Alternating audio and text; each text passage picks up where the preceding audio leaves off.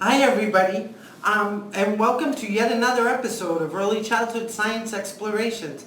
I'm Cindy Hoisington, an early childhood science educator, and this is my colleague. And I'm Jeff Winokur, an early childhood and elementary science educator too.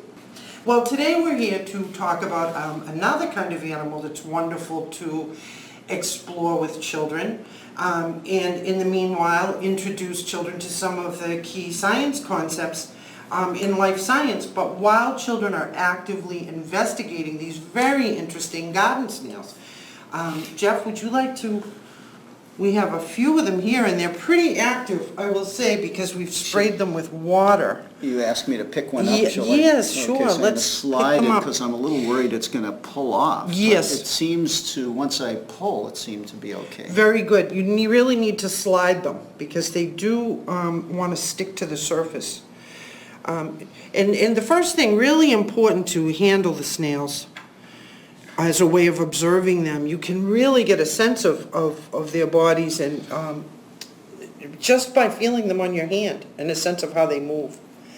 So we might also, and again, yes, and we're doing this very speeded up version of what children might do, but children could observe these for, I'd say, 20, 30 minutes easily at a sitting and over a long period of time.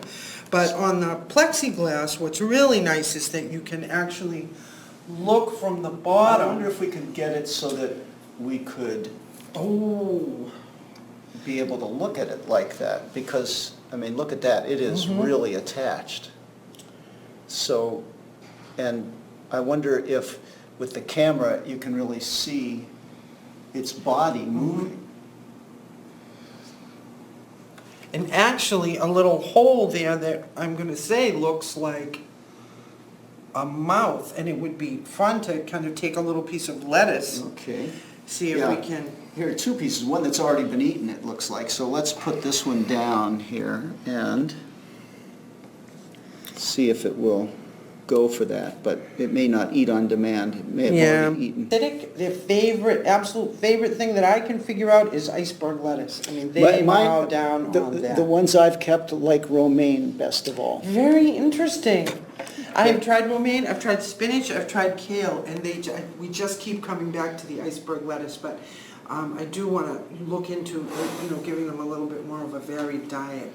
Yeah, I can say that they did eat quite a bit during the night. You know what I notice is it looks like it has two different sets of antennas. And do you want to use the hand lens, Jeff? It might make it a little easier to see. Well, I'll talk look about at those. These guys, yeah. So it looks like it has two sets, so are you wondering what... What could they be for? Are they the same or are they different, do you think? Well, I do notice that one set seems to be longer. The top set seems to be quite a bit longer and seems to have... I'm not looking with a hand lens right now, but seems to have... So I'm going to put my finger near one of these antennae, see what happens. Oh, it really pulled back, didn't it? It did. And I don't think I even touched it. But it seemed as I got close... Kind of looks like what someone might do if you poke them in the eye. Oh, so you're suggesting that this might be what the eye is. I'm wondering, it seemed like that was a very uncomfortable feeling for that snail. But these long antennae are the eyes, and you can see some of their behaviors that help you understand that they... As you watch them, you can really see them moving around, moving the antennae. And the lower ones are definitely feeling for things that are directly in front of them. Kind of the equivalent, my understanding is, of the nose, right? I mean, they're kind of getting a sense of the air quality or and the word sense is important. These are sense organs, so they're not exactly the same as our eyes, eyes and noses, but they're very similar.